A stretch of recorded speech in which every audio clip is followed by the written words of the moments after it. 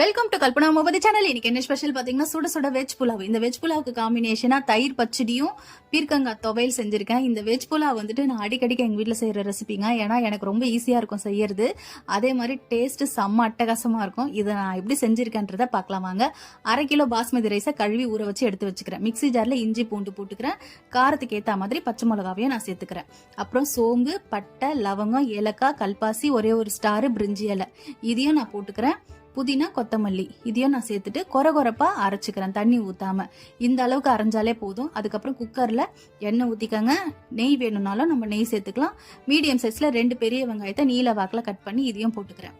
இந்த வெங்காயம் பாதி அளவுக்கு வதங்கினதுக்கு அப்புறமா நம்ம அரைச்சி வச்சிருக்கோம் இல்லையா, இந்த விழுதியும் போட்டுக்கிறேன். கேஸ் சிம் பண்ணிட்டு ஒரு 2 நிமிஷம் நல்லா பச்சை வாசனை போற அளவுக்கு நல்லா வதக்குங்க.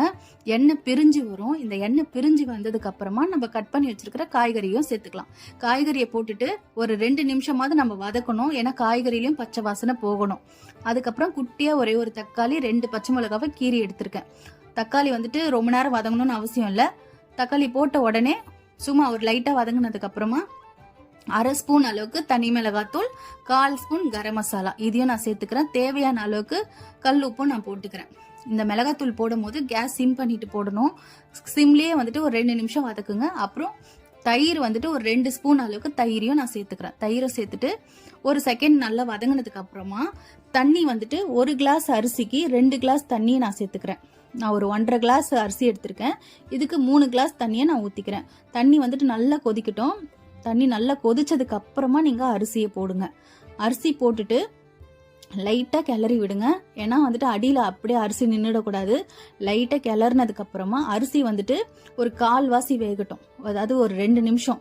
இந்த அரிசியும் தண்ணியும் ஒரே அளவுக்கு வந்ததுக்கு அப்புறமா உப்பு செக் பண்ணுங்க. உப்பு இந்த நேரத்துல உங்களுக்கு கரெக்டா இருந்துச்சு அப்படின்னா குக்கர் மூடி போட்டுட்டு ஒரு 2ல இருந்து 3 விசில் கொடுத்துக்கோங்க.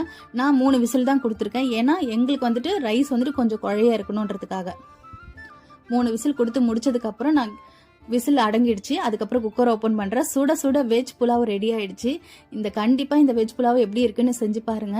இது வந்துட்டு லஞ்ச் பாக்ஸுக்கும் ஈஸியா இருக்கும் செய்யறது. கண்டிப்பா ட்ரை பண்ணுங்க. பாய்.